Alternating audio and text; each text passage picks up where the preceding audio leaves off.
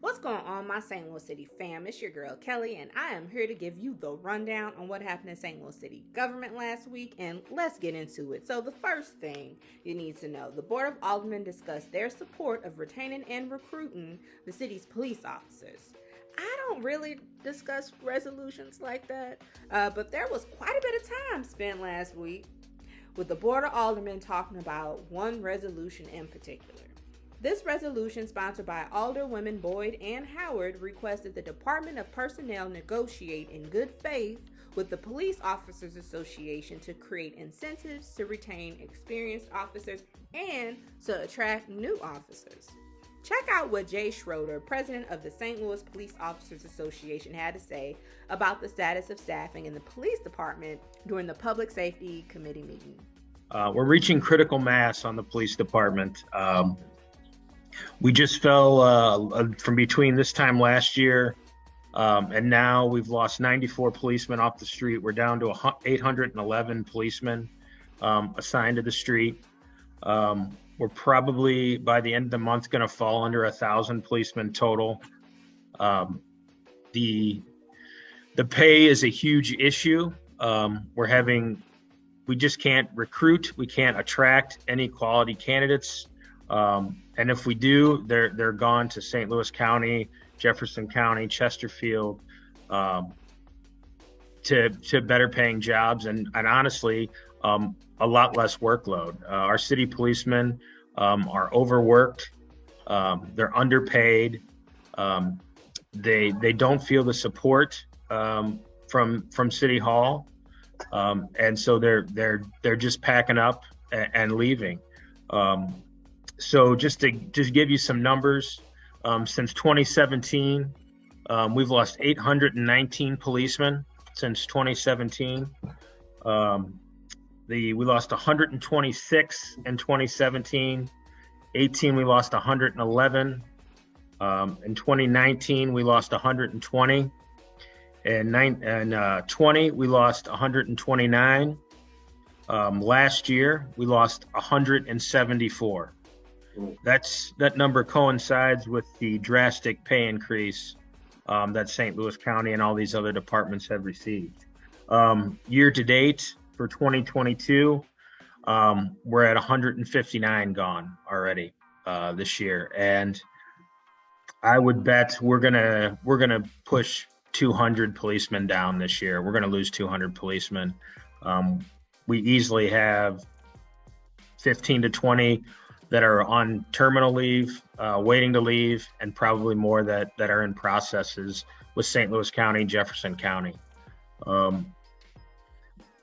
My position, I got on in 2005, in 04, 05, and 06. The department had a huge hiring frenzy. They hired probably something in the number of about 600 policemen over a 3 or 4 year period. Starting in 2 years, that group is going to be hitting their 20-year retirement age.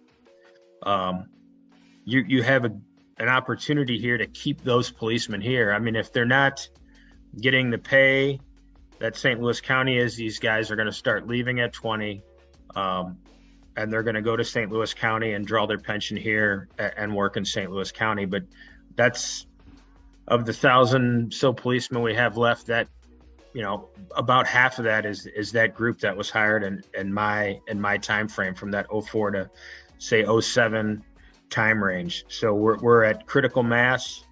I think this resolution is going to send a message to the policemen, to the citizens, that City Hall is behind them. I mean, in all of this, with less policemen, you're not getting the calls. There's people out there in need, and the people who are really getting hurt in the long run are the citizens that we've all been charged to defend and protect, and that's just not happening now. This resolution ended up passing out of the committee, and it went before the full Board of Aldermen for its approval. During the Board of Aldermen meeting, the Alder folks, they went back and forth about this resolution, y'all. Some of the Alder folks expressed the need to include these efforts of retaining and recruiting staff across all of the city departments. And other alder people completely agreed with that, but they felt you gotta start somewhere, right? And this is a start in really rolling out those efforts across all of the city's departments. Then Alderwoman Schweitzer, she came forward proposing an amendment to be added to the resolution.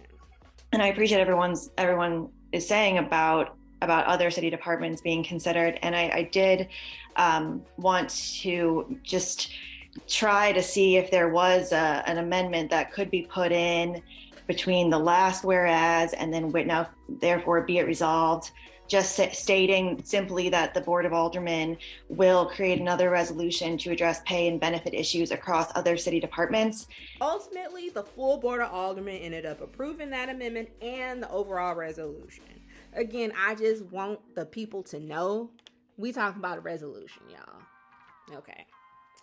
The next thing you need to know, so over $25 million of federal funding may be headed to the city of St. Louis. Now, every year the city has to submit its plan to spend funding they receive from the Department of Housing and Urban Development at the federal level.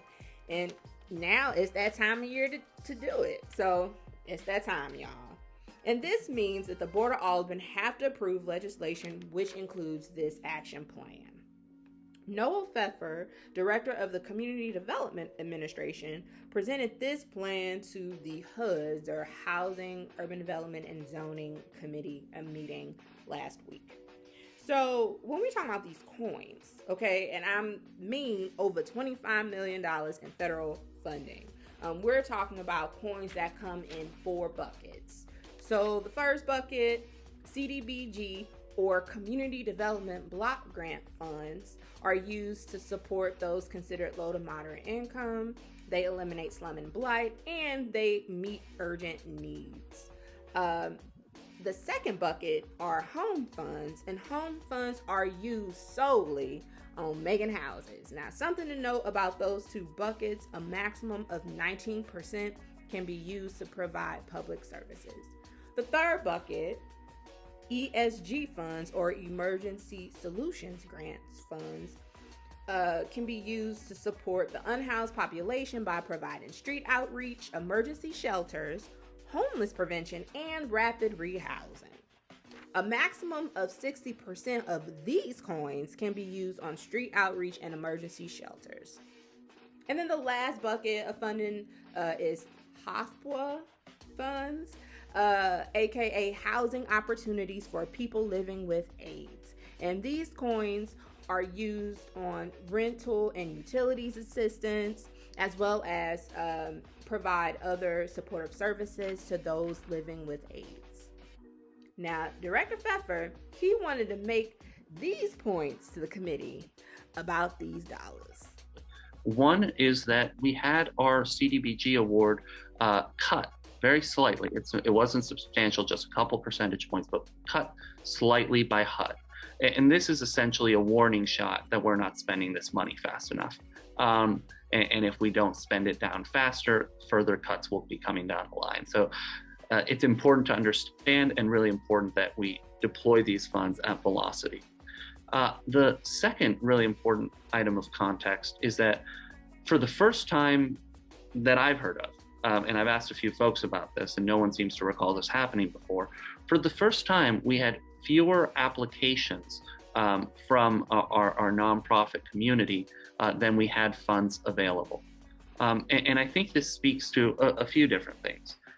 First off, it does speak to the fact that there's a lot of money floating around right now, and there's a lot of opportunities. And our ecosystem is currently stretching to try and absorb these funds, and it's a question of capacity. So that's one piece.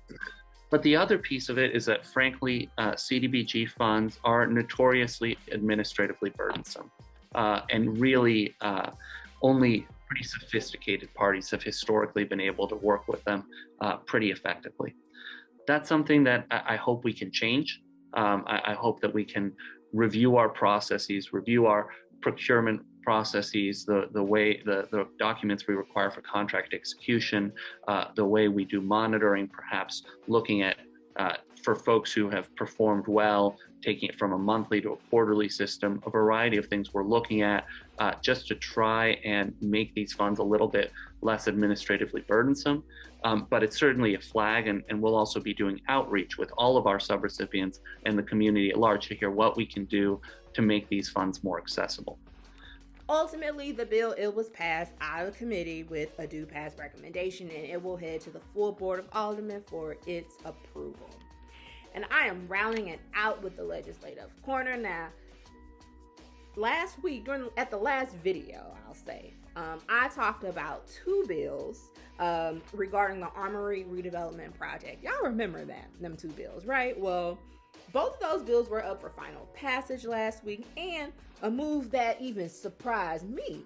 Alderwoman Davis, who sponsored both of those bills, moved them to the informal calendar, which means she didn't move forward with finally passing these bills. I'm sure there is more to come regarding this Armory Development project because it's too much damn money at stake with this. So, to be continued, I'll keep you posted on what happens. That's all I have for y'all this week. Please stay safe out there, and you will see me soon. Peace.